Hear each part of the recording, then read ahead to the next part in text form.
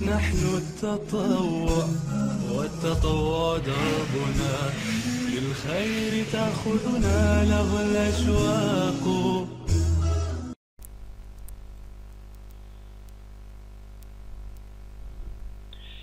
فلتر الشاربن، وهو مهمته لزيادة التفاصيل، يعني الفائدة منه هو لزيادة تفاصيل أو حدة الصورة. في بعض من الأحيان نجلب صور تكون صغيرة الحجم، عندما نقوم بتكبيرها تتشوه تلك الصورة أو يحصل عليها نوع من البلور لتلك الصورة، فنحاول دائما في أمر الشاربن أن نعدل تلك البلور التي تحصل عليها الصورة بسبب تكبير حجمها، فنستطيع التعديل عليها من فلتر الشاربن ومن أمر النويز الذي شرح قبل قليل. فنستطيع أن نأخذ يون شاربن، طبعا الشاربن كلها متشابهة تقريبا مع بعض البعض، ولكن أشهرهم هو اليون شاربن. فكما تلاحظون يقوم بزيادة تفاصيل لنا على الحواف وغيره من الأمونت. نستطيع من الراديوس نجعل تلاشي لهذا التأثير، وأيضا التحكم بالإضاءة به.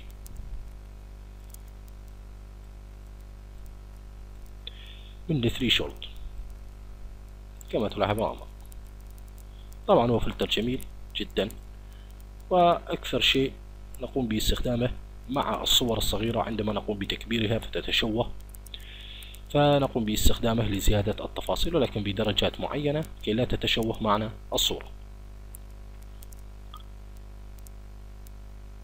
طبعا السكتش شرح مع أمر الارتستيك، يعني الفلاتر التي لا أقوم بشرحها قد شرحتها من قبل مع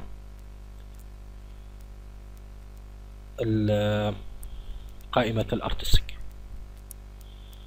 طبعا يوجد لدينا أيضا من الستايلس عدة فلاتر جميلة. هذا الفلتر أيضا نقوم باستخدامه دائما للحصول على نوع من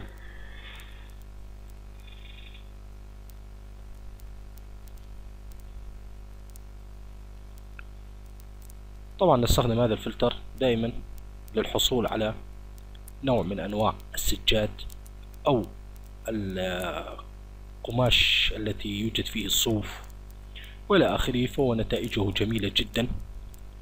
فيه عدة أوامر،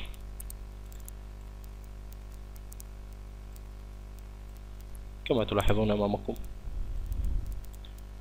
وقام بتحويل لنا الصورة وكأنها نوع من أنواع السجاد وإلى آخره. الأمر الثاني من الستايلس وهو الإمبوز، أيضا أنا أقوم باستخدام هذا الفلتر، هذا النوع من الفلتر أيضا لزيادة تفاصيل الصورة. طبعا نستطيع من الأمونت زيادة التفاصيل، ثم الموافقة أوكي، ثم نقوم بتغييره إلى نمط آخر فأحصل على زيادة في التفاصيل.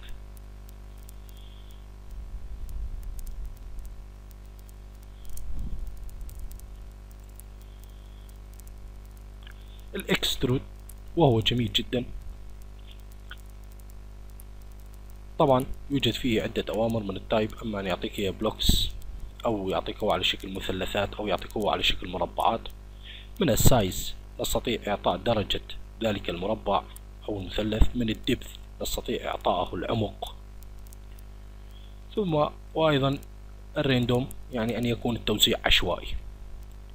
فتظهر لدينا هذه المربعات كما تلاحظون أمامكم.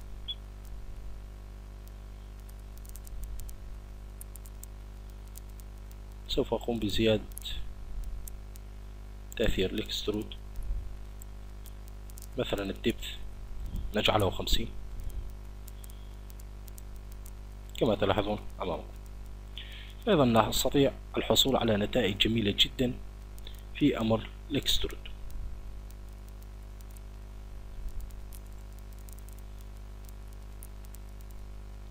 فيند إيدج وهو للتأثير على الصورة بعكس ألوانها أو بإعطائها نوع من انواع النيجاتيف.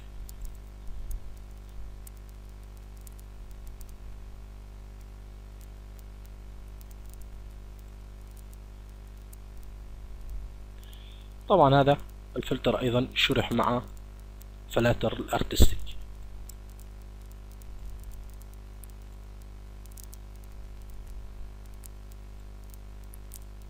كما تلاحظون على تأثيراته تقريبا متشابهة.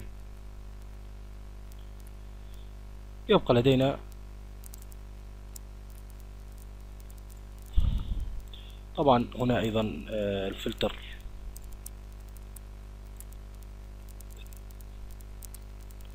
تايلس، وهو يقوم بتقطيع الصورة إلى أجزاء. نستطيع من الأمر الأول وهو النمبر اوف تايلز إعطائه الدرجة التقطيع، ومن الماكسيموم أيضا بالمئة نستطيع إعطائه على طول وعرضه.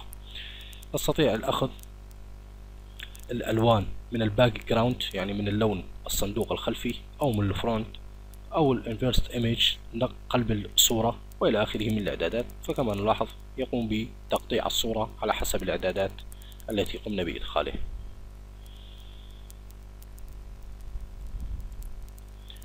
يبقى أيضا له الأمر ويند، وهو الرياح، أيضا فلتر جميل جدا. من الأمر موث نستطيع إعطائه أما أن يكون ويند رياح أو بليس وإلى آخره من التأثيرات. وأيضا من الدايركشن نستطيع أن إعطائه أما أن يكون من اليسار إلى اليمين أو من اليمين إلى اليسار على حسب الرقم. أيضا هذا الفلتر يستخدم في كثير من التصاميم، وأفضل مكان له هو عندما يكون في حالة الحركة، يعني مثال على ذلك سيارة متحركة، أن نجعل السيارة تكون بهذه الشاكلة وإلى آخره. هو فلتر جميل جدا.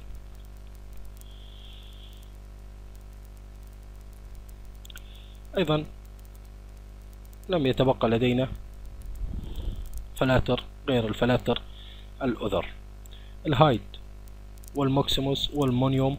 أيضا أنا أقوم باستخدام هذه الفلاتر في بعض من الأحيان لزيادة التفاصيل. أقوم باختياره بهذه الدرجة ثم تغيير النمط، فنحصل على نتائج بزيادة تفاصيل الصورة. هذه هي قائمة فلتر. طبعا يوجد لدينا الكثير من الفلاتر التي نستطيع تحميلها من الانترنت وإضافتها. وكما تكلمنا في المحاضرة السابقة نحاول في أكثر من الأحيان، طبعا ليس كل الفلاتر تعمل مع أمر السمارت كونفرت سمارت فلتر، عندما نقوم بتحويل اللاير إلى سمارت لاير، فليس كل الفلاتر تعمل معها، ولكن الأغلبية يفضل بأنه نقوم باستخدام السمارت لنستطيع في أي وقت تغيير نمط ذلك الفلتر، التعديل على درجة ذلك الفلتر وإلى آخره من التعديلات التي نستطيع الوصول إليها عندما تكون الطبقة في حالة السمارت اوبجكت.